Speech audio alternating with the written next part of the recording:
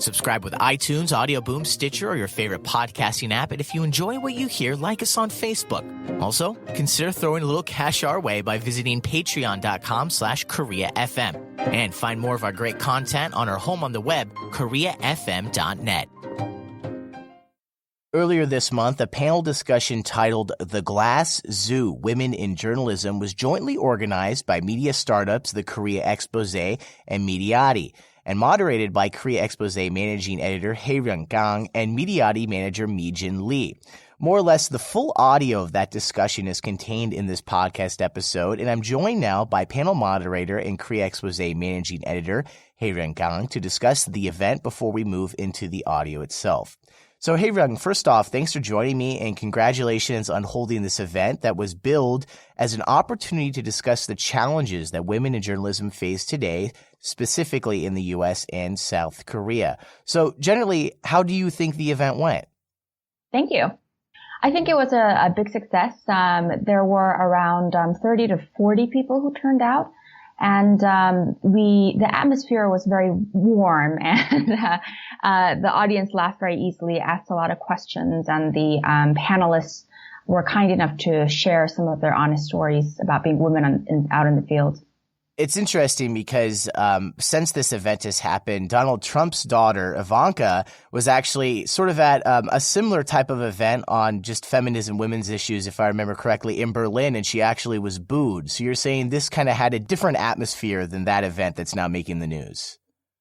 I mean, this is totally different because Ivanka Trump stands for something bigger, which is her father. And people don't look at her as just a woman. They look at her as Donald Trump's accomplice a lot of the time. So, I mean, in this case, the women that we invited don't have political ties like that. And they're just veteran journalists working in the field, sharing their stories.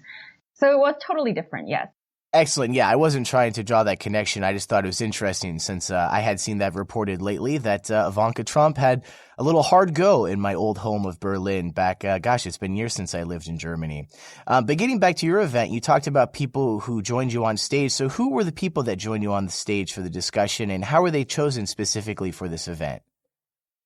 So we wanted to explore the concept called the Glass Zoo. And just to explain that a little bit, the glass zoo is something that's not as familiar as the glass ceiling, which is, people from certain groups having a difficult time going beyond a certain position in leadership because of their gender or race or what have you. So the glass ceiling is familiar, but the glass zoo, on the other hand, refers to a space where that's occupied by women that are sort of exceptions to the rule, women that occupy a high level of management and leadership. And outsiders are able to point to this invisible glass zoo and say, hey, there are women in there too. So the glass ceiling must be broken and gone. But what the glass zoo ends up doing is create this illusion that the glass ceiling has been broken, but actually, it's an illusion that the general social status of women have increased. So, long preamble aside, we wanted to invite women that kind of fit this description, who might be possible inhabitants of the glass zoo, veteran journalists who've been in this business for over 2 decades, who've reached a certain point of leadership, who might have some stories to share about like what kind of real challenges they're facing every day. And so we invited Hwang Jung-mi. She's the editor-in-chief of Segeilbo, and she's actually the first female editor-in-chief. And we invited Kim Yang-sun, who's a KBS reporter for the past 2 decades. Kim Gamble from Stars and Stripes, who's also been an AP correspondent in the Middle East for a decade or so. And last but not least, Monica Williams from 중앙일보. She's a business editor there. And then yourself as a female working in media in Seoul, currently with the Korea Expose, but I know you've also done work with NPR in the past. What are some of your thoughts regarding women in journalism? Obviously, I think it goes without saying, a lot more work needs to be done, but a lot of great strides have been made over the years. I mean, in terms of statistics, there's a global survey done. I'm actually not quite sure. I can't remember off the top of my head what it is. It's on our Facebook page. But according to that survey, which studied over, I think, 60 media companies, 500 media companies in over 60 countries or so. I have to get back to you on that. But, women occupy less than 30% of management positions. And I mean, just looking at the statistics, it's kind of a discouraging reality. And, you say that there are, significant strides in terms of women in journalism, but it may also be this illusion that the glass zoo is creating, because if you look at the numbers, like the women at entry level journalist jobs and in universities, journalism universities, the gender ratio is pretty equal there. But as the years go by, like, it's much harder to find veteran journalists, and the gender imbalance is much greater in positions of leadership and positions that require experience. And so, and when I first got into journalism, like, it hasn't been a long time, so I haven't been able to experience as vividly like the challenges that come with being a woman leader. But the first thing I noticed was like how few women there are in the foreign correspondent circle. And I'm sure you probably agree with this, but when you that's in Seoul, it's kind of a boys' club. Exactly. Or I guess I should say guys' club. We're not like 12-year-olds writing reports, but yeah, I mean, especially you hang out with a lot of people. It's a lot of guys. I mean, you go to like a social event, a mixer, and sometimes I feel like, where are all the women? Like, I feel like the 홍일점, in Korean, the kind of the only woman in the club. Yeah, I'd say especially, you mentioned like a mixer, there are some get-togethers that happen from time to time, mostly in Seoul. If there are women there, a lot of the times I would say they're probably younger as well. So, less women than men. And then if there are women, younger generation. Yeah. Right. Well, Hae-ryung, I appreciate the information here to give it a little bit of a personal touch from the Korea Expose before we get to the audio of the event. But finally, anything from the event that we should specifically look out for as we take a listen to the audio? Anything that stood out, or maybe a good question from the crowd that we can look forward to? I guess, out of 4 panelists, there was one working mom. The rest of them were single, which I thought was an interesting thing as well. And the working mother talked about how difficult it was to actually balance family and work, and how it's actually pretty impossible to do it. Like, you have to make sacrifices that either are pretty detrimental to your career or, affect your relationship with your family. Like, she was talking about when she was on a reporting trip, when the whole Sewol ferry thing broke out in April 2014, she was outside all the time reporting. And, her baby at the time, one of her babies, I think the baby, developed a urinary infection or some kind of, urinary malfunction or something like that. And Kim Yang-soon, that's the working mother, she says that, like, she just felt this incredible sadness that she wasn't able to be there for her kid at that time because she was working on the Sewol. And on the other hand, like, if she had to, tell her bosses that she had to leave work early because of her kid, or let's show that there was something that was going on with her family, the bosses would kind of be like, their response would be like, okay, so do you want to go to the culture section? And that's kind of a demotion, in South Korean journalism. I mean, at least according to Kim's, story. So there was that. And then another thing that I found interesting, in addition to like the plight of working moms and how difficult it is, another thing I found interesting was, how all those women there, they mentioned that they felt this pressure to represent other women, and men rarely feel that pressure.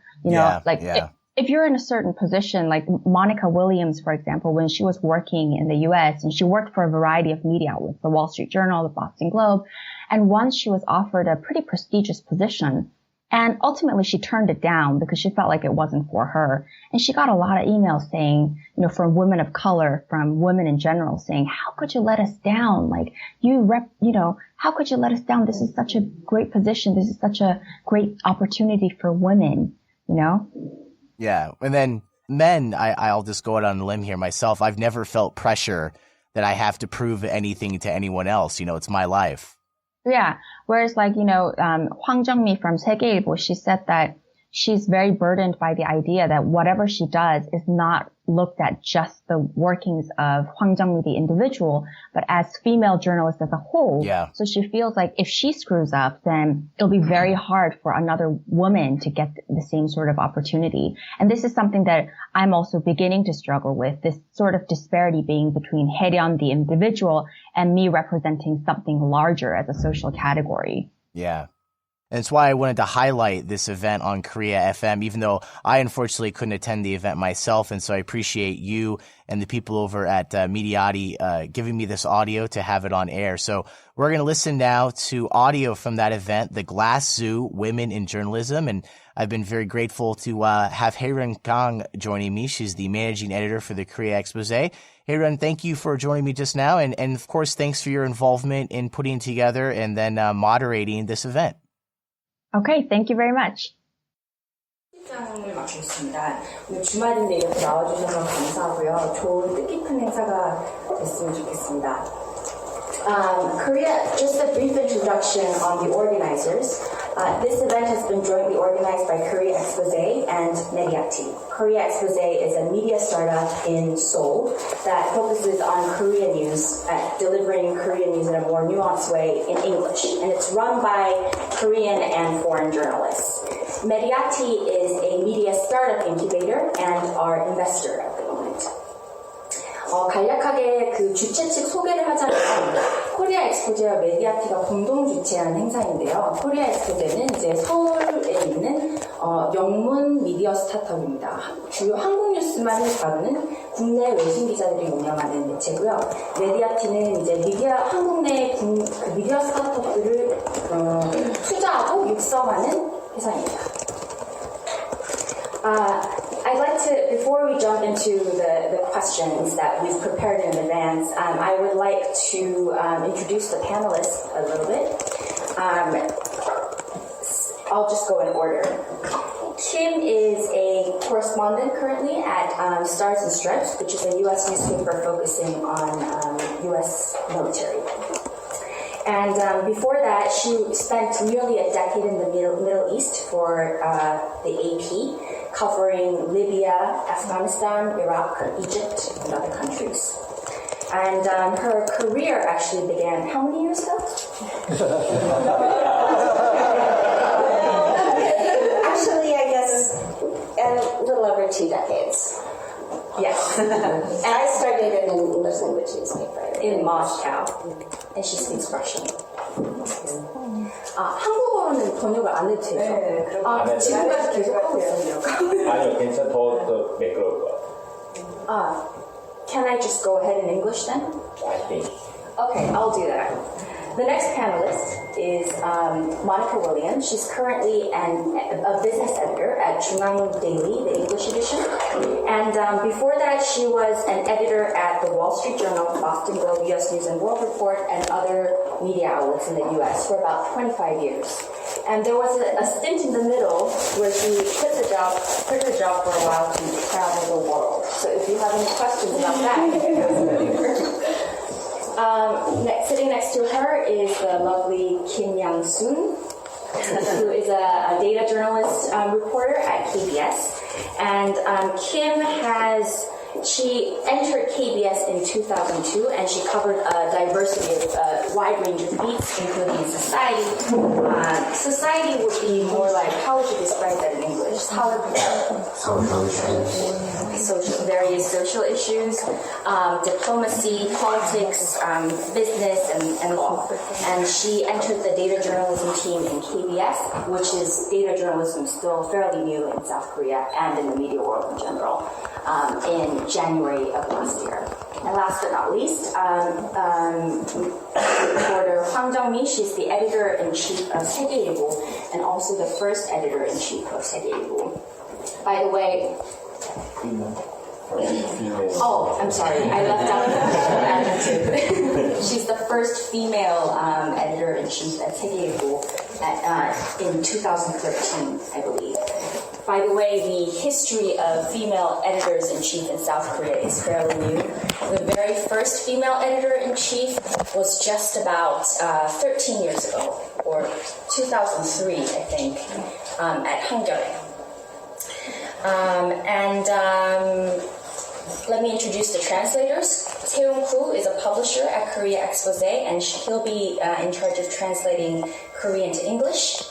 And Simon Park Sang-yeon. I won't be needed. He will be joining guys as the audience. All right. So just a brief description of how we will structure this panel. We'll probably spend an hour, a little less than an hour, on asking the panelists questions that we prepared in advance, and then we'll open the floor up to the audience. Any questions before we start? Okay. So the first question I'd like to ask Hwang Jung-mi, journalist Hwang Jung-mi. I'll ask this in Korean. 정치부에서 오래 일하셨고 청와대 출입기자로도 활동을 하셨어요. 그리고 2014년 정문의 문건을 세상에 알리는 데 굉장히 큰 역할을 하셨습니다.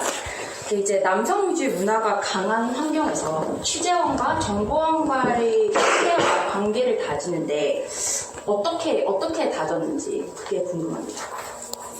You have been working in covering political affairs in Korea for a long time, and also you have worked as a journalist covering Blue House. You were also in charge of 세계일보's reporting when 세계일보 broke the very important news about the influence of Jung Yun-rae, Choi Soon-sil's husband, over state affairs in the Blue House. So as a female journalist, what have you done, or what do you need to work on in order to cultivate a relationship with informers or interview subjects, especially considering women in 알아듣긴 하는데 한국어를 하겠습니다. 그러니까 제가 입사한 게 이제 제 1990년대, 거의 30년 가까이 됐는데 90년대에 제가 세계일보 공채 입기로 입사를 했습니다. 사실 그때만 해도 지금은 굉장히 마이크 잡고 있는 여기자들이 많고 하지만 수적으로도 굉장히 적었었고 90년 제가 취재 파트에서는 취재 파트에서 이제 여기자 저 혼자 입사를 했었는데요. 통상 다 이제 지금 언론에 대해서 아시는 분들이 제가 좀 끊어야죠. 네. 해서 제가 처음 하여튼 입사를 했을 때 제가 지금 되게 기억에 많이 남는 얘기가 이 얘기를 사실 어느 모멘트로 제가 한 적이 있었는데 어떤 선배한테 들었던 얘기인 것 같은데 이제 한 10여 명이 되는 저희 동기들하고 저는 여기자로서 혼자였는데 여기자가 너무 잘하면 춤 맞아 죽기 싶고 너무 또 지쳐지고 못하면 발에 밝혀 죽기 싶다 이런 얘기를 한 게 굉장히 기억에 남아서 제가 어느 자리에서 이런 얘기 했더니 그 얘기를 들은 여성 정치인이 인상이 깊으셨는지 본인 블로그에다 이런 얘기를 올리셨더라고요. This is going to be a little difficult to translate because it's so long. I'm going to have to start taking notes soon. But obviously, the environment in Korean media world has changed a great deal since when Ms. Hwang first started, and now it's very common to see women taking prominent roles in the world of journalism. But that was certainly not the case when she began her career.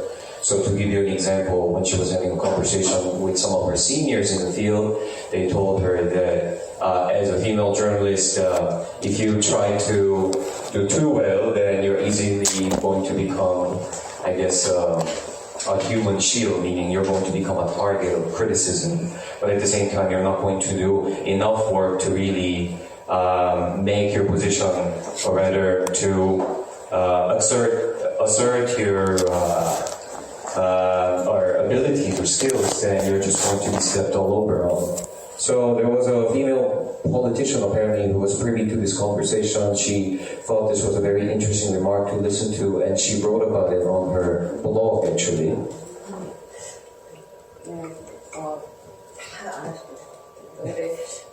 제가 이 말을 드리는 거는 제가 이제 여기까지 왔을 때 그러면 굉장히 뭐랄까 너무 나서지도 않고 또는 너무 뒤처지지도 않으면서 그냥 무난하게 온 거 아니냐 이렇게 생각하실지 모르겠지만 저는 그렇지 않다고 생각을 해요.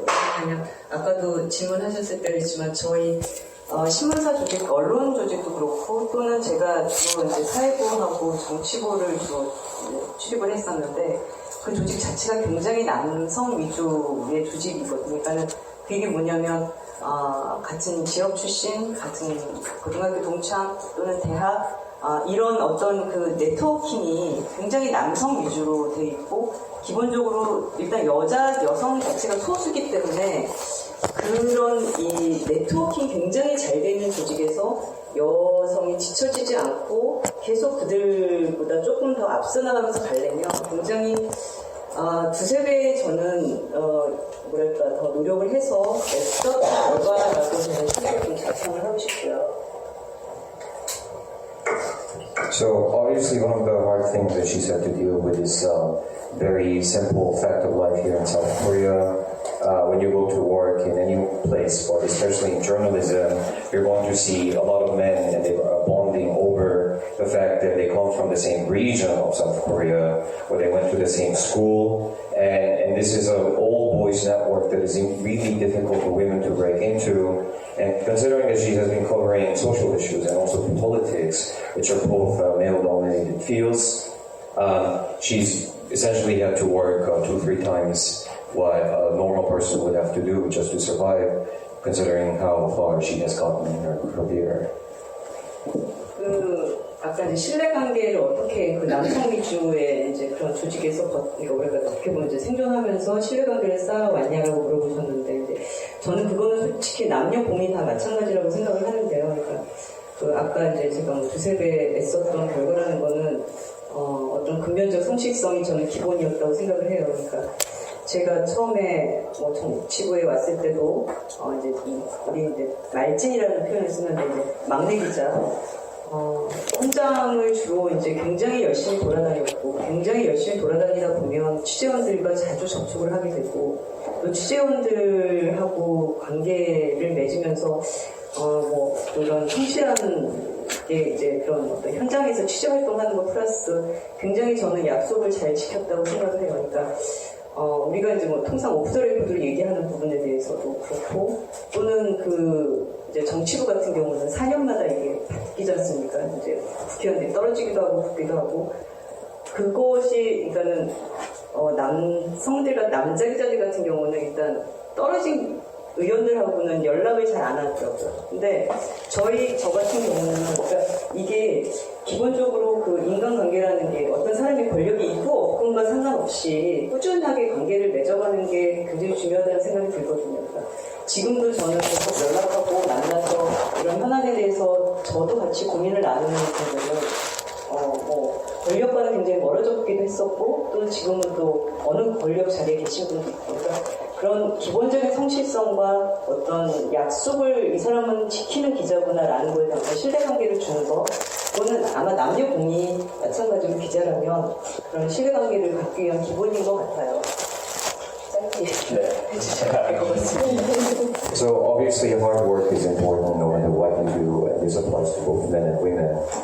Something that she has tried to do to distinguish herself from others from the very beginning is basically to be seen as somebody who holds on to her promises, to keep trust that she has established with her interviewees. To give you an example, when she was working on the political beat, what you find in Korea is that every time there's an election, you're going to see lawmakers who fail to keep their positions and then they must leave politics. What is the case with many male journalists is that even though they have cultivated strong relations or close relations with these interview subjects, they will simply stop contacting these lawmakers because they're no longer in positions of power.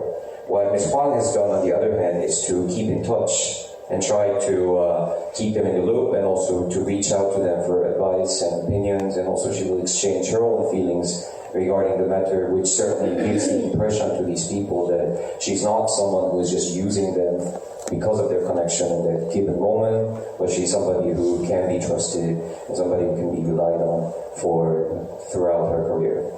But at the same time, I heard that especially in the politics speak, there's a very male-centered culture of getting information, especially when you're going out with government officials, you go to room salons, you drink a lot.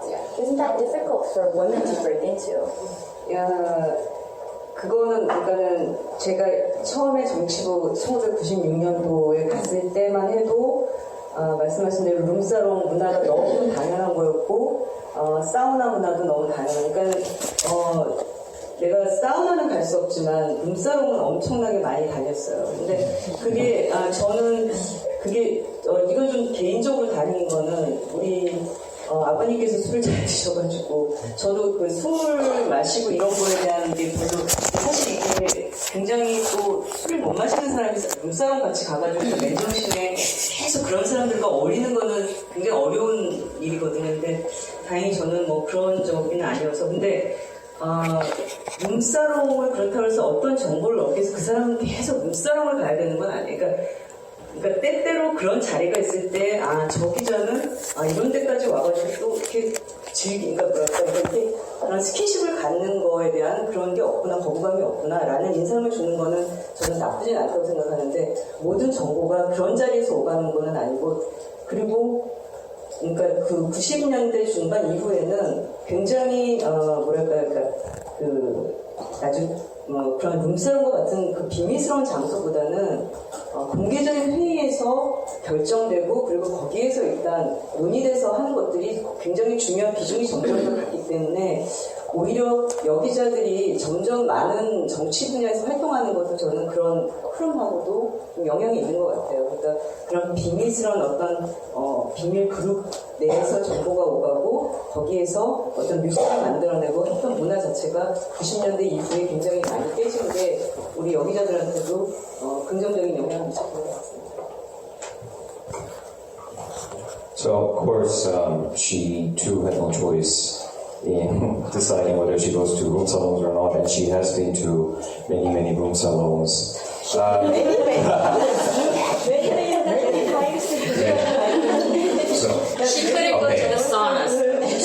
obviously, Korean men, they like going to the sauna together and talk about things while they're naked.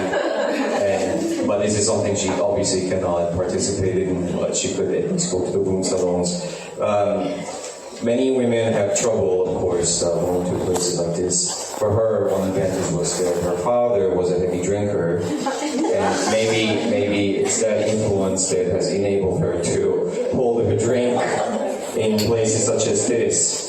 But that is all said in jest. It's not to say that going to a room salon is the most important duty that you must do as a female journalist covering politics here in South Korea.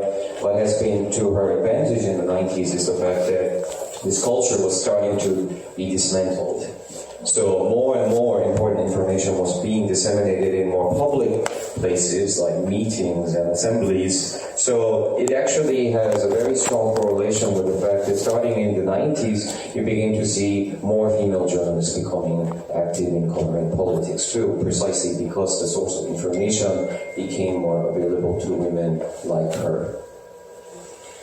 One of the reasons why, to change the topic a little bit, now that I have a question for Kim, one of the things that interested me, particularly as a journalist who haven't been in the field for that long of a time, I wanted to hear the stories of experienced journalists who have been in the field for a long time, because if you look at the statistics, it's a little discouraging, because at entry-level jobs in journalism universities, the gender ratio is pretty balanced, and sometimes, in some cases, women trump the numbers of male journalists.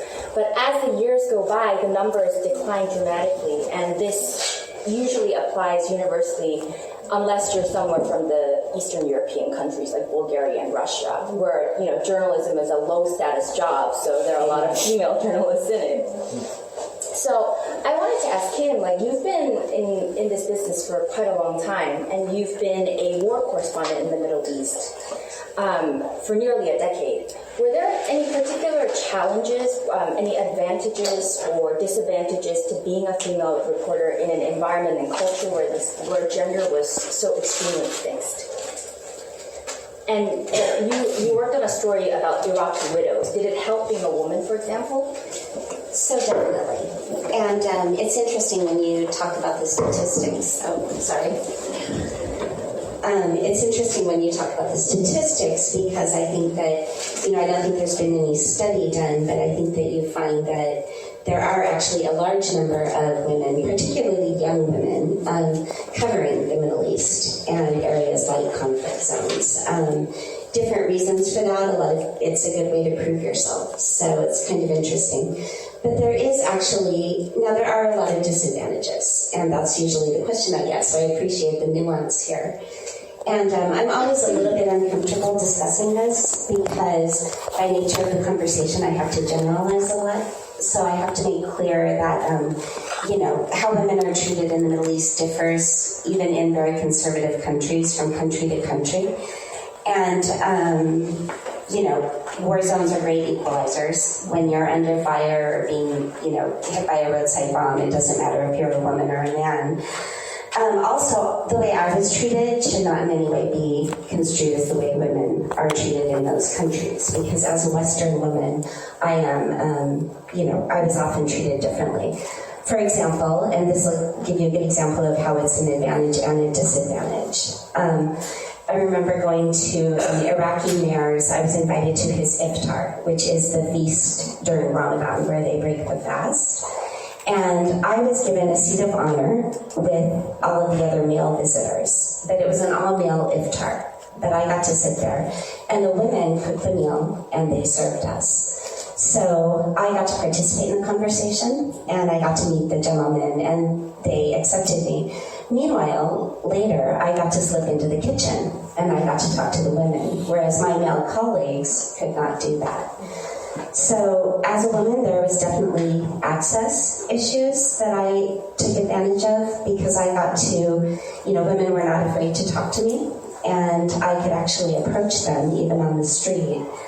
And that's important because women need a voice. They're an important part of the culture there, and we need to hear them. And they're generally not allowed to talk to strange men there. It's also important because issues like women's rights often get pushed to the side in situations of political sea change and violence. And so women have an advantage in making sure that issues like that are covered. So the other important advantage was, believe it or not, the burqa or the abaya. When I was traveling in the countryside or meeting with people, I could throw on the burqa. In fact, I had to throw it on and sit in the back seat while my Iraqi or Afghan or Libyan security guards would drive and answer questions at checkpoints.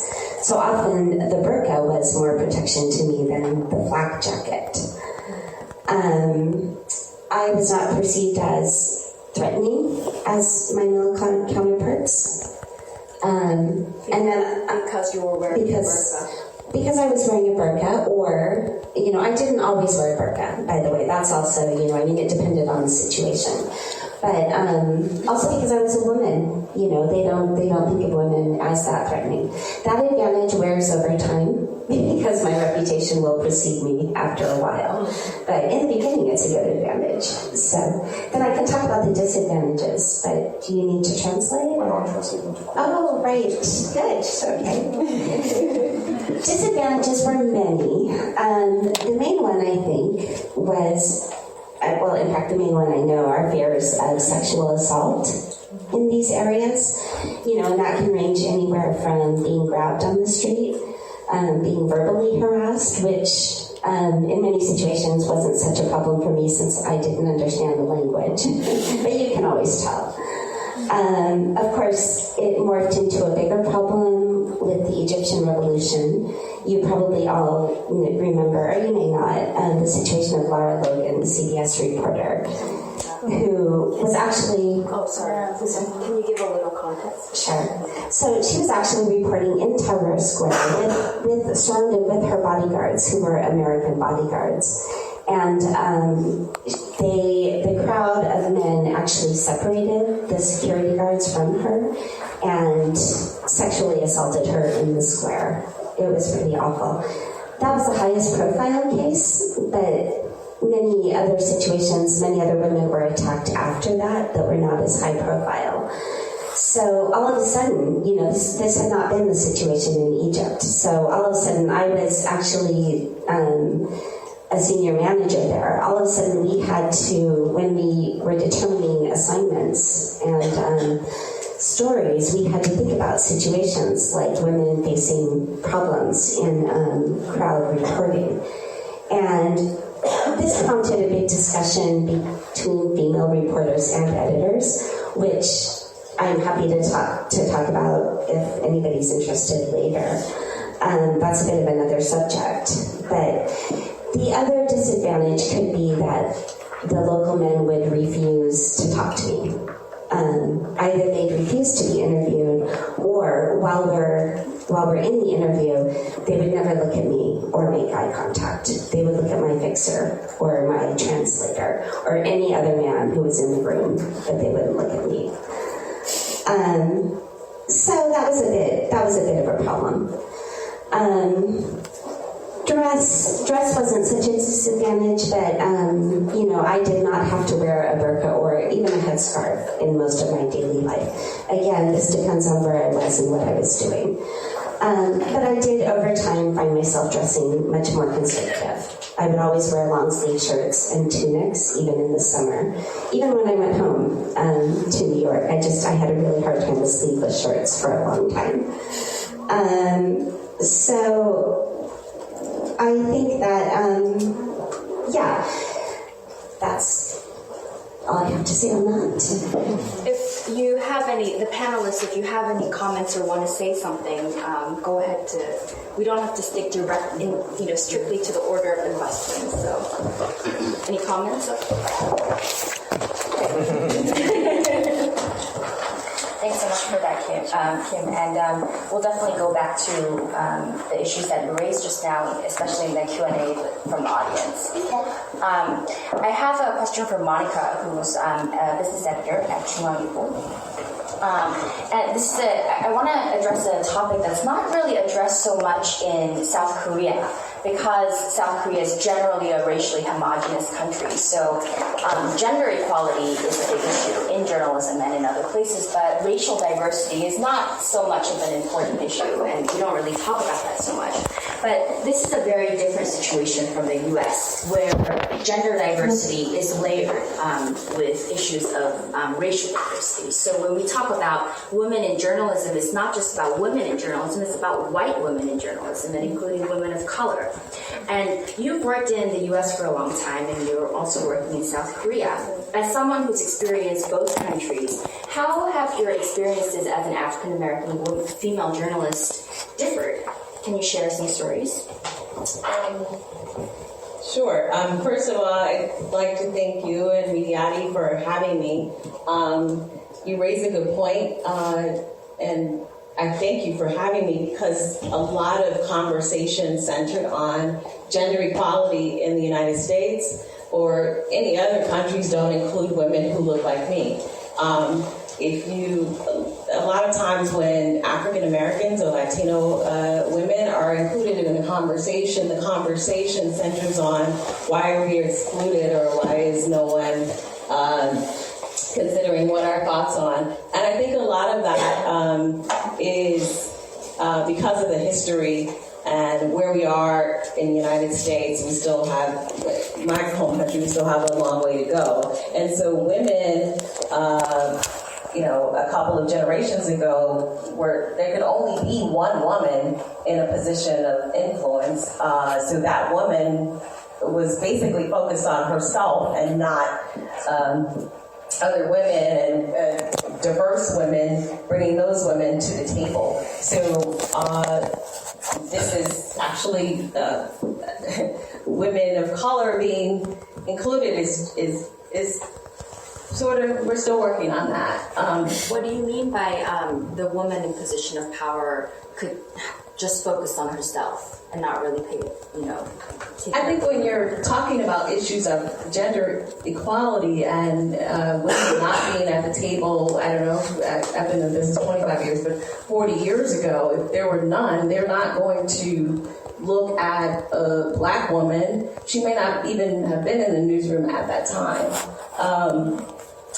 Blacks got into journalism with men, and started in the 1960s and 70s, newsrooms in America, when media companies needed blacks and Latinos to go into the communities and cover the riots. Why? Because they would send out a white man to, get comments or talk to people, and the community, didn't want to talk to a white man. So it's like, oh, well, hey, we've got to go hire someone who can relate to this community. And those people were men. African American men. Exactly. So that's how the issue of diversity, how diverse journalists first entered the newsroom. It's late 1960s, early 70s, after the riots, and media organizations feeling that they needed to diversify. Unfortunately, if you look at statistics now, it sort of mirrors the statistics of women, people of color leaving the business. And there are myriad reasons for that. When early in my career, diversity was a buzzword, and people wanted people who looked like me. And I think that I know for a fact that has changed a lot. Could you say your name before you ask? My name is Yu Gyang, and I work for the AP Seoul Bureau. And some comments and then questions. So one thing I realized after my marriage recently is that as I was trying to make my husband take the ownership for the house chores and raising cats and raising cats. We don't have kids yet, we have 2 cats, but is that guys also struggle to balance their work and life if they do their housework right, if they raise their cats or children right. And since then, it started kind of frustrating me whenever women get asked about, so how do you balance your work and life? And I'm like, why are the only ones who have to deal with this issue? Guys should be also be dealing with work and life balance if they are raising family and stuff. So I just wanted to ask, while we have some male audiences and male participants here, have you ever got asked your work and life balance? And also to Ms. Hwang from Pigable, like in your workplace culture, like do you think, what should be the right question to ask here? Does men have to deal with this issue, like work and life balance issue as well?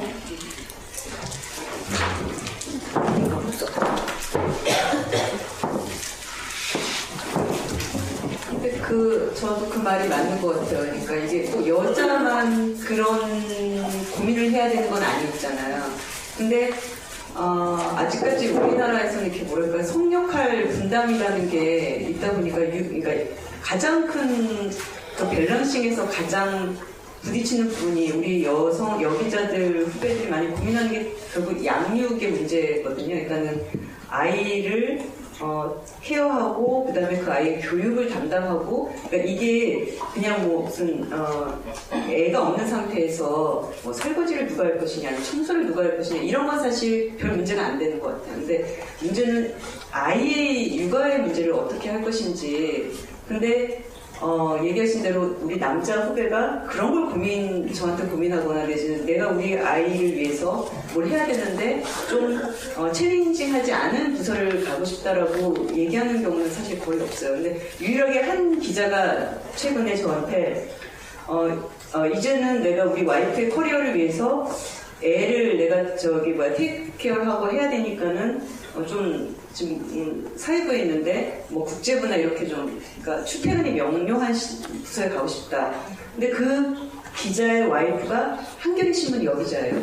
그러니까 그런 고민을 같이 하는 거고, 그 정도 같이 이렇게 그런 고민을 쉐어할 수 있는 파트너였던 거지.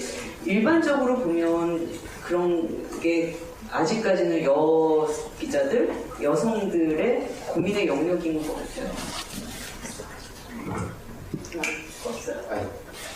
So I think Ms. Huang agrees with you that it should not be a concern only for women. Men should have to deal with the same issue, but unfortunately the reality in South Korea is that the division of labor between the genders is quite clear-cut, right? Especially when it comes to not only household chores, but also when it comes to raising children. And for married couples, what seems to be the biggest problem is not necessarily deciding who's going to do the dishes or who's going to do the cleaning. These are things that are fairly easy to divide between the two partners. But when it comes to raising children, it often falls under women's responsibilities. That's why women tend to bear the brunt of having to worry about how she's going to balance career with family, when in fact men should actually do the same. So it's very rare for male colleagues to approach her, Ms. Huang, and talk about how he needs to balance childbearing with his career, except recently there was one very rare case. He came to her and said, now I think I need to take a step back in my career for my wife's sake. So could you perhaps assign me to a department where the work hours are quite fixed, so I know when I come to work and when I get off work. But of course, there's a backstory to this. His wife happens to be also a journalist working for the Hangyeol newspaper. She's the first female editor-in-chief in South Korea. Mm-hmm. So when you have a male partner who is in the same field as you, then it's possible that your male partner may be more considerate of the situation that you are in and maybe try to make arrangements on his part to accommodate your professional needs. But of course, this is usually not the case, right? You're not going to have someone who is going to be from the same field as you and will not really understand what you go through. So that's what she had to say. So, how about some of the male participants in this panel? Do you want to add something now, or should we hear from a man before we I guess maybe quickly. Yeah. I have an anecdote. So I remember one day I was in Cairo sitting at my desk and looking out at the newsroom, and I realized all of the men in the newsroom were married and only one of the women was married. How many women and how many men? So pretty much equally divided. At the time I was looking out, there would have been 4 men and 3 women, and then 4 including myself. So only one of the women was married, and that was generally the situation in the newsroom, and in fact, in the reporting pool as a whole. Now, of course, there were exceptions, Anne Bernard, who I mentioned, and others. So. And now we can get to a man. Yes. How about Don Kirk? Don, you've been a journalist. I just dropped by because I'm kind of interested in the people here and what's said here. I was here once before. It's a nice atmosphere, nice place to meet. Now you're on the spot. Now you're on the spot. Is there a question? Have you ever had to deal with this work-life balance issue, or do you worry about? I've had a few staff jobs in the course of my career, so-called, but how long has I've been a freelancer for so long I don't encounter some of the same problems. At the same time, the fact that I'm here shows I'm interested in the problem, but I don't encounter the same problems as a freelancer, I'm not sure if that's necessarily true, because I see a lot of freelancers working in Korea today. One thing that really strikes me is, I kind of said this on Facebook when I was promoting this event, which was that many journalists, or whether freelance or otherwise, who are in positions of prominence and have affiliation with foreign media outlets tend to be male and white. And I don't know if that says something about the state of the field or not. It would be nice to hear from whoever is in this situation. But that's an interesting point you're making, come to think of it. I suppose, as in staff jobs, probably the majority of freelancers are indeed men, So So you make an interesting point. So does that mean men are more carefree and able to shirk off other responsibilities to focus on their careers? Freelancing can be tough, so I think that freelancing can be tough in terms of security and everything else. Sure. So you kind of have to, really get tough sometimes and really hustle sometimes. And I'm not saying that. I'm not saying that women can't be tough and can't hustle, but maybe that has something to do with why a majority of freelancers are men. Well, these days, my male colleagues, they just consider the sharing things with their wives. And I think the male journalists cannot balance their job. So if you want to marry a male who can share the chores and the raising kid things, then don't marry the male journalist. Yeah, it's been said for a long time. Well, I think it's kind of changing because I don't know whether he wants to be called out his name because I'm working for the AP, our bureau chief, Foster. I was actually. And then he's like a really family man. He goes to drop off his kids in the morning before he comes to the office, and he leaves office earlier if he need to pick them up. And then his wife is a stay-at-home mom, but then she goes out to do her own things, and still he managed to help her out all the time. So I don't know whether it's really true that only guys, they don't want to share or they don't, make the balance between work and house chores and taking care of children. And I know it's changing things. Yeah, right. And I heard some, I wouldn't say the name, but one company official who wanted to establish connection with foreign media complaining to me that AP bureau chief was the only person who didn't go out playing golf with him because he was too busy with his family and work. And family man. Yeah, and then he played with golf with other, foreign media bureau chief, but the AP. Okay, then marry a male journalist working in AP.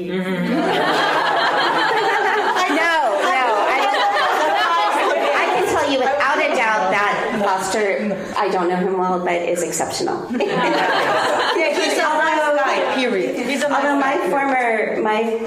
Although another colleague who used to work for AP and then worked for Stars and Stripes, I will say he was also very family oriented, but I will also say that his two daughters knew all of the AP lingo. So they knew what he was doing. He often took them to work. And also, you can always work from home, right? So I'm sure he's always thinking that working from home. So. Right.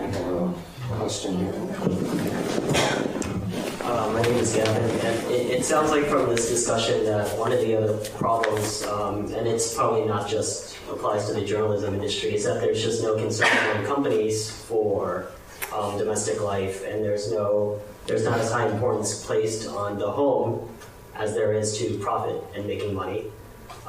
So I don't know if maybe you have any comments about how you see corporate culture changing just in general, not just in journalism, so that there's emphasis placed also on life outside of work or possibilities of that.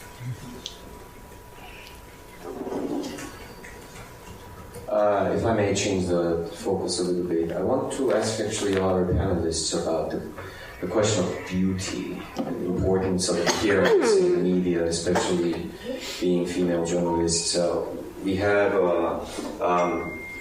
Mr. Park Sang-hyun, who is running another startup called Deeper, and they recently ran an article that went viral in Korea, and it was looking at the state of news shows in Korea, and how the male anchor is almost always middle-aged, and I would not say particularly attractive, but has a certain look about him that commands the respect of the viewers. And then he was almost always paired up with a much younger female announcer or anchor who usually takes a backseat too, and does not get to ask the first question, does not get to report the first segment. So there definitely seems to be an issue of women being hired in the news business for their appearance.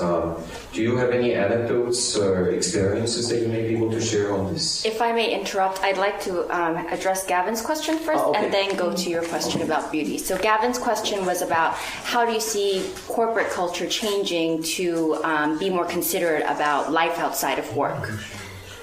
So I'll take that one because I can't answer the beauty one because I don't think that is a factor in my career, which has been very print focused. So, Gavin, I think things are changing, and I can't speak to Korea, but it sounds like they are in Korea as well. I know that, laws are forcing a change in America. I know that at AP headquarters now, there is a nursing room and a sign-up sheet for that. I know that a lot of that there's not really a consideration about families when determining who to send overseas. I think I hear from my, women colleagues that there's a lot of work to do, obviously, and a big issue is actually not so much women, men, but more ageism these days, because there's a focus on hiring younger people, and a lot of that is due to technical advances, right? Younger people can do digital, they can do video, and that's where the industry is directed. But I do think there's a positive change. I think she can answer because she's chief editor.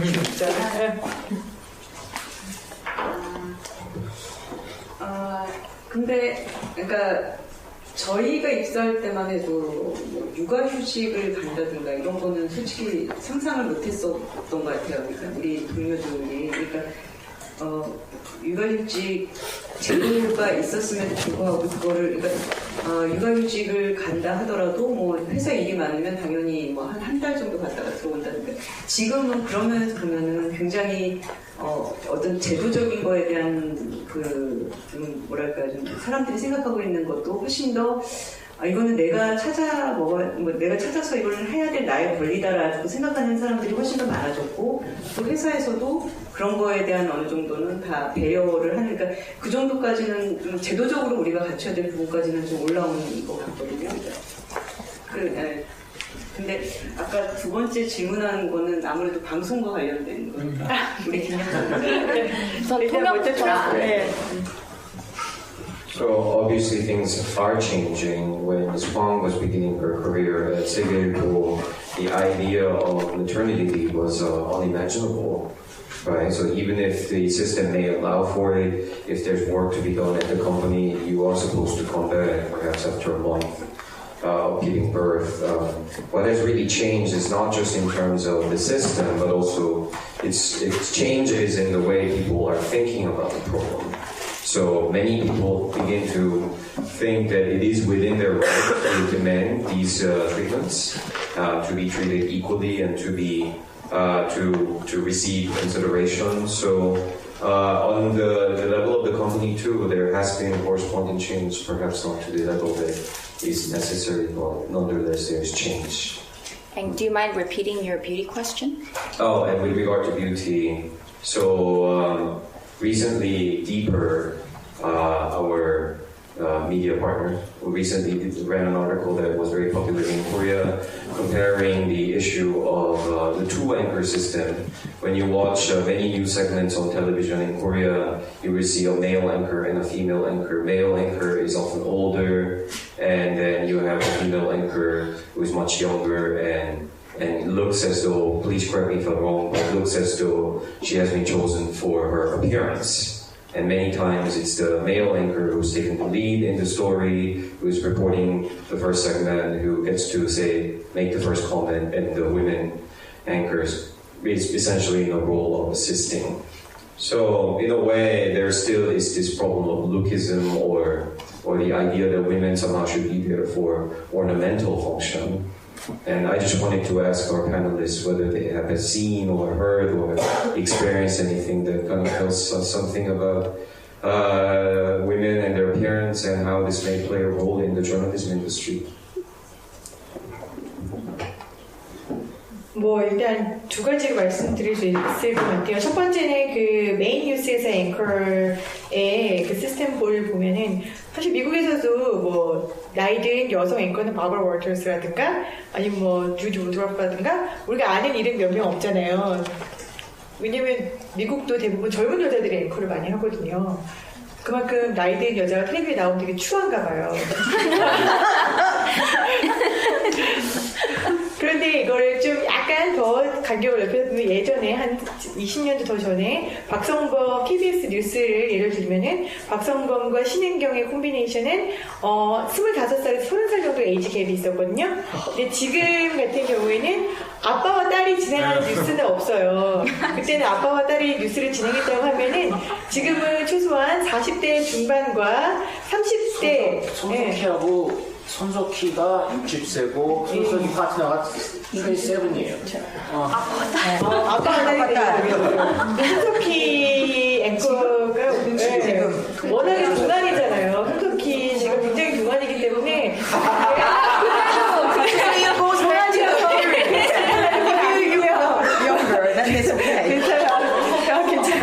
그러면 아닌데 그 익셉셔널한 케이스를 떠놓고 보자면은 SBS 같은 경우에는 주말 뉴스 앵커 이혜승 아나운서를 기용했는데 이혜승 아나운서 저보다 나이가 많아요. 혜승 언니가 아마 43일 거예요.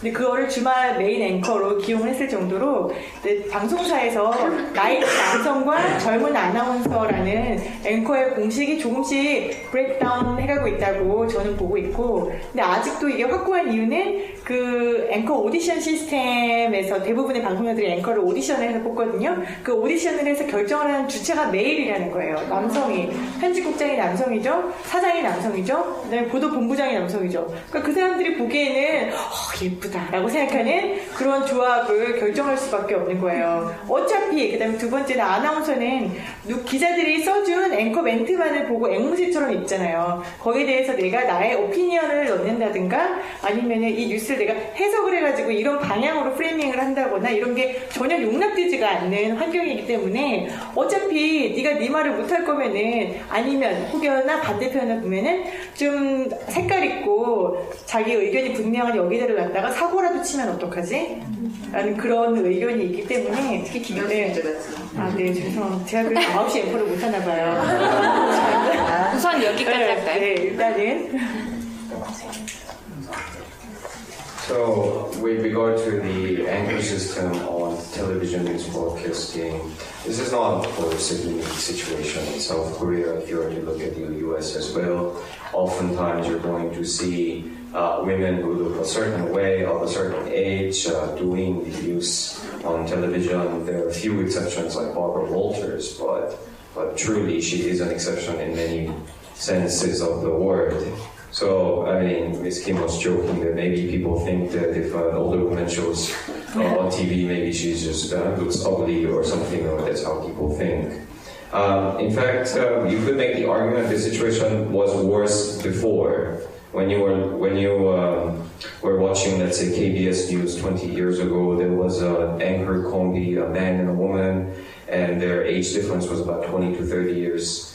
And it really looked like you had a father and a daughter doing the news together. Things seem to have improved a little bit, although Mr. Park interjected by saying that if you watch JTBC News, which is the most popular news show in Korea today, the main anchor, also the president of news, Vice President of News, Son Seok-hee, is now 60, and then his news partner is in her late 20s.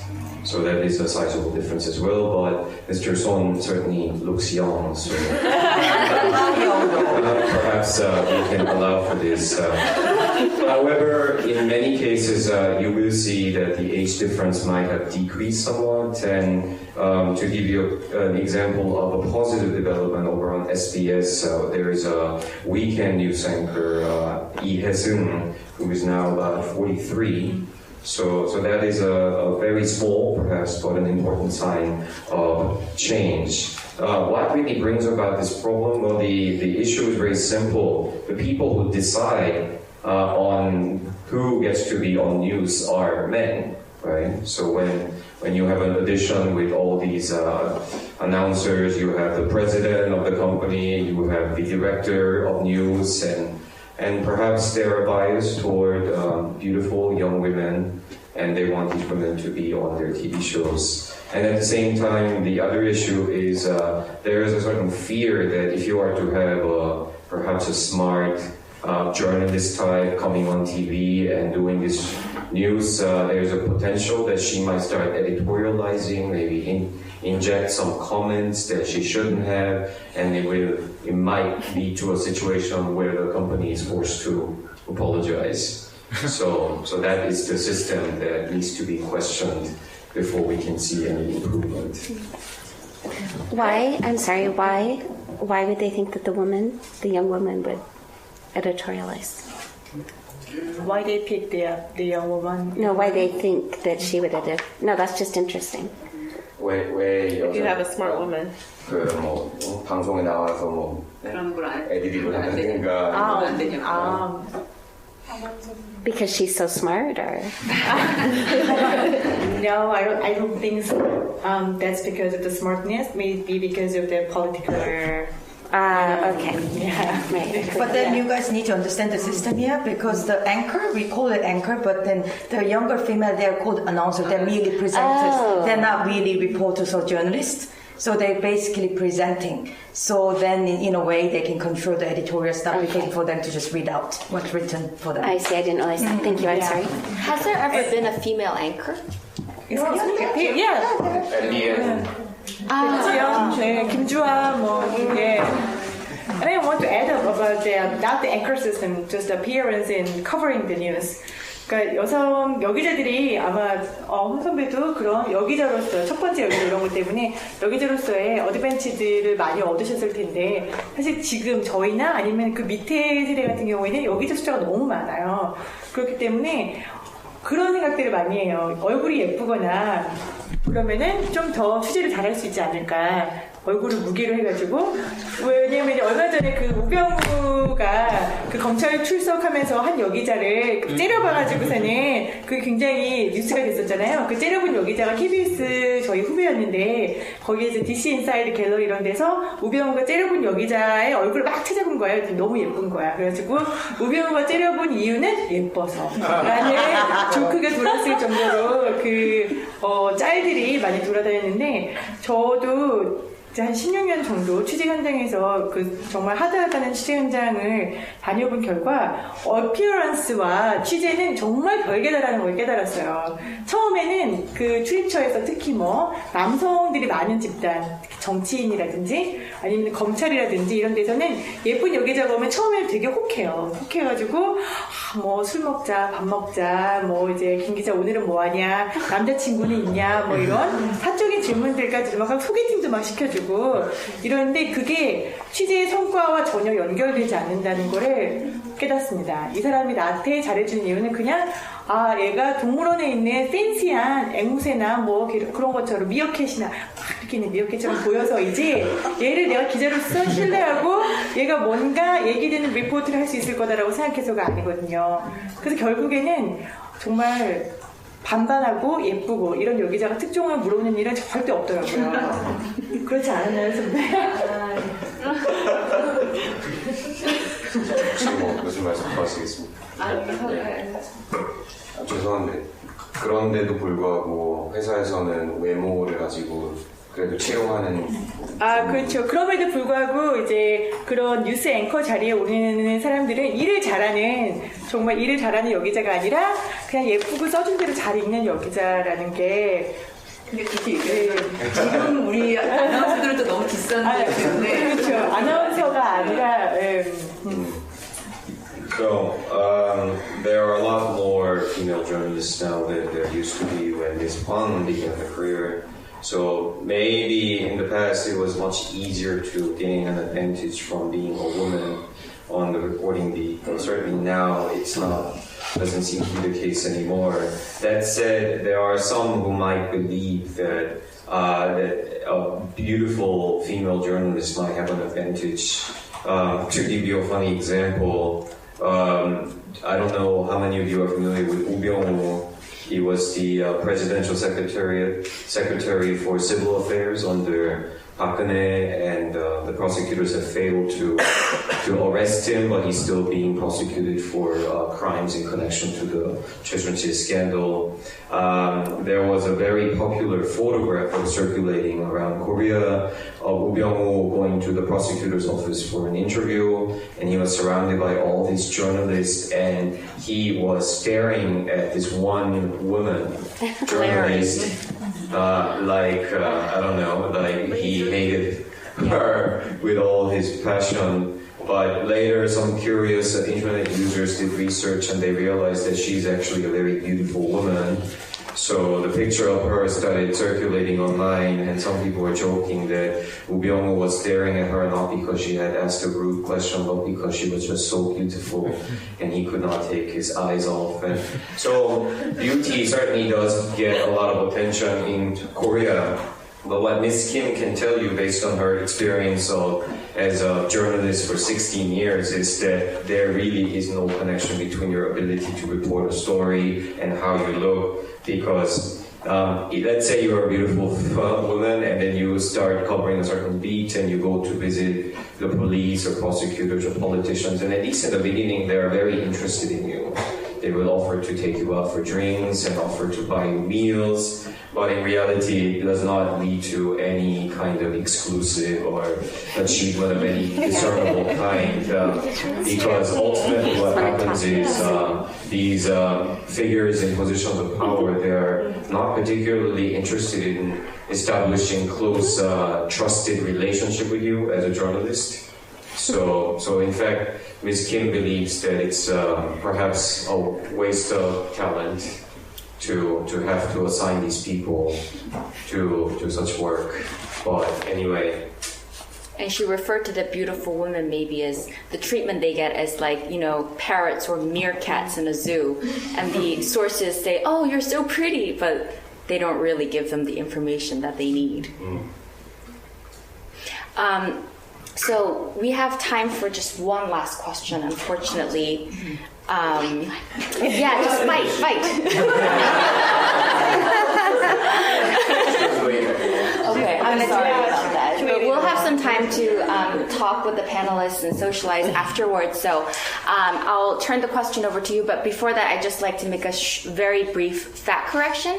Son Seok-hee of JTBC is the president, not the vice president. Yes. Hello, my name is Lashara. Really quick question, just about pay. Here in Korea, it seems everyone is in the know of what everyone makes. So how is there a pay gap? How is that able to exist if we all, when I say we, I mean like all of the journalists know what each other's making?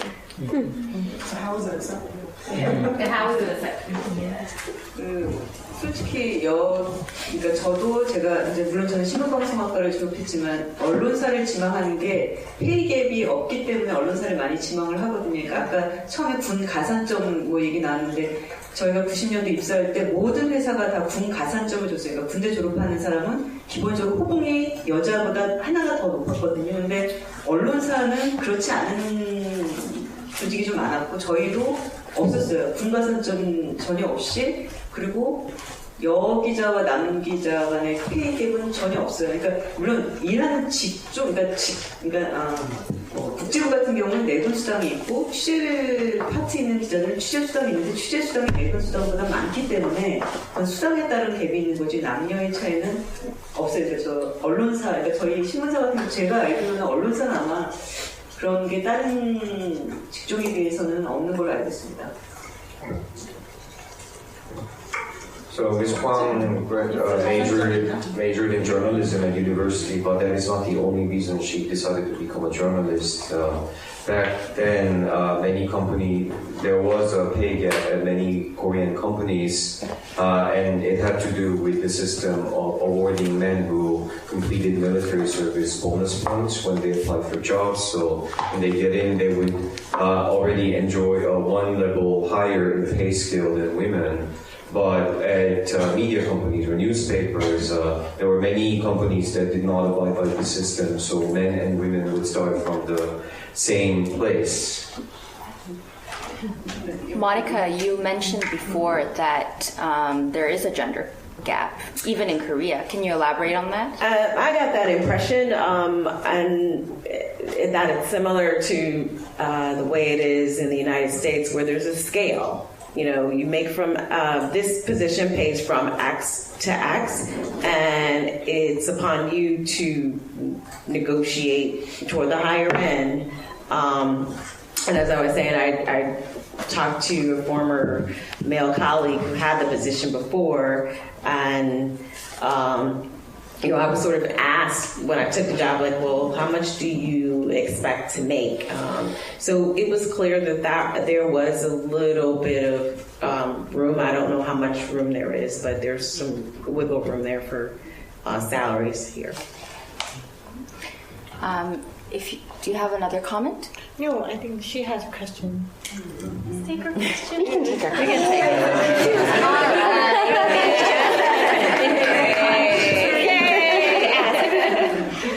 Well, my name is Yewan, and thank you for the opportunity. I just had a question about, I wanted to hear your opinion on leadership style, if you have one or if you pursue anything.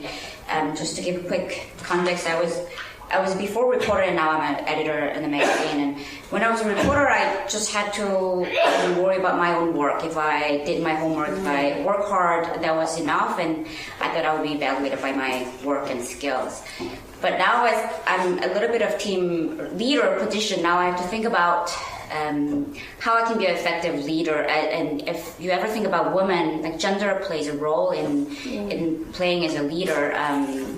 I see my male boss who's very laid back and everybody likes him, and he's considered as a very effective leader. Whereas I sometimes have to be very stressed over how I can approach this certain icky conversation, or but at the same time, I also want to be liked. Likability is also sort of important. So I wonder how you think about how to approach, or how to ever think about that in your leadership. And on a very similar note, do you think there's a difference between being just a female reporter and a female leader reporter, a journalist? Yes. So I also, one of the reasons I changed jobs was to get out of the managing editing position. And there is a clear difference because, like you know, when you're a manager and editor, you're responsible for your team, and the buck sort of stops with you in terms of quality of product. I think it's a hard balance because you do want to be liked, but that can't be your top priority. You have to be fair, not necessarily liked. And as women, I think that, like you said, men can often come across as relaxed because people usually do what they say. That's not the case with women in any, even in the U.S. right now, anywhere, in any society, I think. And so you have to sort of make your point very clearly, and you have to be very tough. I think as long as you're fair, that people will always respect you. If you haven't looked at Sheryl Sandberg's book, Lean In, it talks a lot about women in leadership roles and, the differences between women and men and sort of how to get around some of these challenges of, women wanting to be liked and having to seem to be liked to be accepted.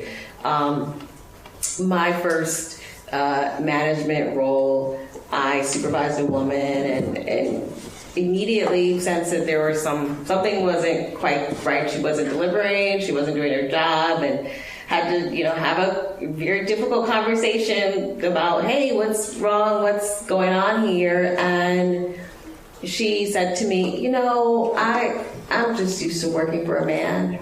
And it's just really hard for me to work for you.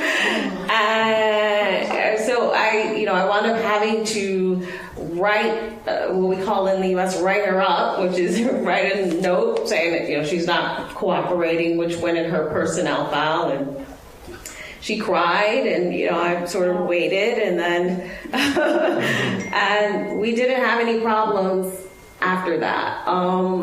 I got out of management as well because it was hard for me, to be honest. I mean, I think as women, you speak up, then you're, the B word, or you're brusque, or you're hard, so then you soften up. Oh, you're too quiet. So we still have those challenges. I admire women who are able to navigate that, and it's not my talent. But Cheryl Sandberg has some great tips on how to deal with that. Just Sheryl Sandberg, but maybe for our audience, there's also the book Girl Boss. Hashtag Girl Boss. That's a good one too.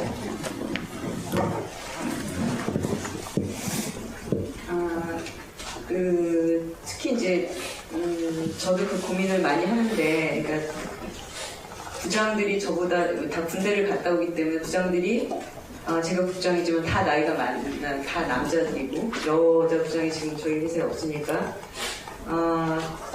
그러니까 여성 편집국장, 여자 편집국장에 대해서 갖는 퀘스천 중에 하나가 그럼 저 남자 부장들을 어떻게 휘어잡을 거야? 그러니까 제가 처음에 국장할 때 저희 인터뷰를 하는데 그 중에 한 분이 저한테 우리 회사는 지금 애들을 막 쪼고 막 할 수 있는 그런 용장이 필요한 시기지.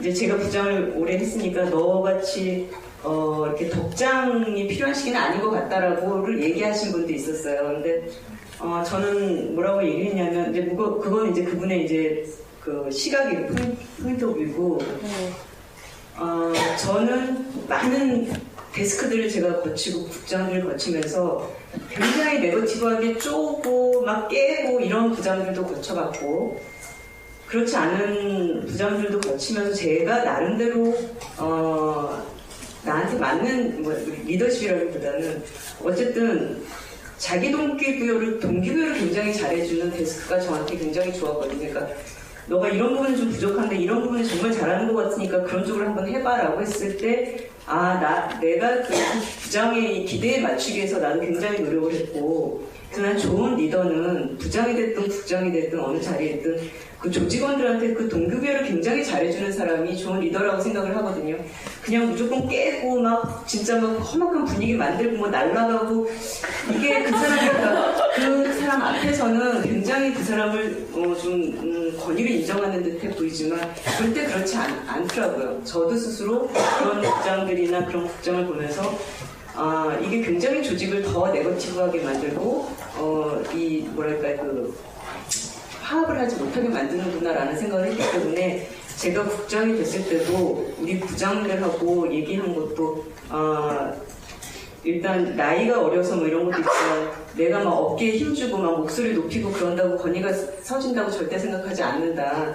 그러니까 어떤 어젠다나 우리가 써야 되는 그 기사에 대해서 끊임없이 토론하고 얘기하고 누구든지 나한테 와가지고 문제제기할 수 있고 그걸 내가 받아들이고 그러면서 우리가 접점을 찾아가면서 그 어떤 에너지, 시너지를 만들어내는 게 나는 리더의 일이라고 생각을 하거든요. 저는 남녀가 다 비슷하다고 생각하는데 약간 성향이 여자들은 그래도 설득하고 커뮤니케이트하고 그 다음에 이런 거에 있어서 조금 스킬이 좀 남자보다는 좀 열려있는 라는 생각이 들고 그런 면에서는 지금 시대가 굉장히 어떤 뭐 소통 뭐 이런 설득 이런 것들이 굉장히 중요해지는 이 시대라는 게 여성 리더들이 일하기에는 좀 포지티브한 그런 게 아닌가라는 생각이 좀 들어요. 그러니까 저는 아직도 그게 맞다라고 생각을 해요. 여기까지. 네. So this is something Ms. Huang also thinks a great deal about, and this is, and her current situation has her dealing with all these different department heads who are all men, and they're actually older than her because in Korea most men go to the military. So the question that she had to ask herself, and also the question that people asked her, was how are you going to bring all these male department heads under your control? The language she actually used is more kind of like a little difficult to translate, but keep them under your feet. Right. So even when she was being interviewed, she was told, frankly, maybe we need somebody who can really exert a certain level of force or intimidation or a certain, let's say, quote-unquote, masculine persona to keep people in line, not somebody who rules through virtue and communication. But if she is to look at her own personal experience, she truly believes that this is the wrong approach because, she's made her way up through this company and she has worked for many different department heads. And frankly, of them all, the best department head she's had was somebody who gives the employees a reason to work hard, a reason to believe in what they're doing, not somebody who is always yelling and throwing things and, kind of like the cliched department heads you see in Korean dramas. She believes that these people are only making the company into a more negative place, not one that is productive. So when she became editor-in-chief, she made it very clear to all her subordinates that she's not going to suddenly start walking around with louder voice and acting like she has all this power. This is not leadership. What she can bring to the table and what she believes a company needs is debate, communication, and constantly exploring issues so that you can come to a common ground. And frankly, nowadays, you're looking at South Korea at a time when keywords such as communication, persuasion have become more important than ever. And this actually may be to women's advantage going forward because she truly feels that women are better suited to exercising these characters than men are. 혹시 부장들 호칭은 어떻게 하세요? 남자 나이가 How do you call your department heads? Who are all male. 존댓말 쓰시는지. 아니, 신문사는 우리 님자 잘 안 붙이잖아요. 국장님 이렇게 안 하니까 부장도 저한테 황 국장 이렇게 하고 저도 부장들한테도 김 부장, 최 부장. 근데 최 부장 이렇게 해라고는 얘기는 안 해요. 저는 일단 존댓말은 나이가 있는 부장들한테는 호칭은 우리가 김 부장 근데 이런 거 해야 되는 거 아니에요? 이렇게 얘기해요. So that itself is a very delicate negotiation in deciding how she addresses her subordinates, right? So, in Korea it's very typical to use a title to refer to someone, and to be polite, you will add 님 at the end. So, 부장님, 사장님.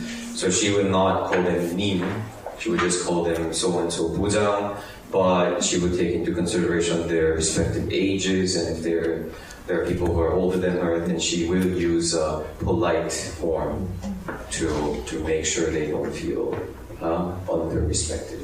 Interesting. So I'm very sorry that we're not able to get any more questions from the audience, but time has run out and we should probably end the panel here. There were some really great stories. Some were uplifting, some were pretty depressing. I hope everyone took away something of their own.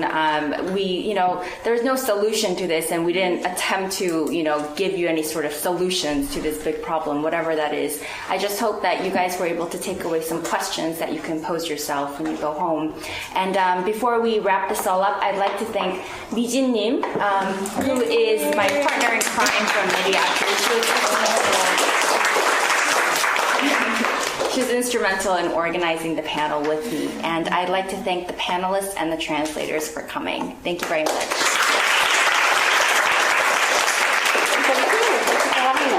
Yeah, you're welcome. And do we have time to socialize here, or do we have to leave? 스케줄이 어떻게 되나요? 근데 장소는 열려 있는 거죠. If you'd like, the space is open for you to stay a little more and chat and hang out. And hope you enjoy your time here. Thanks. Thank you. This episode is brought to you by Podcast Assist, offering voiceovers, audio editing and mastering, transcriptions and show notes, episode summaries, and even hosting a podcast on a topic important to you. Visit facebook.com/podcastassist for more info on their flat $30 per hour rate. Talk radio, music, and podcasts from the Korean Peninsula. Korea FM podcast.net.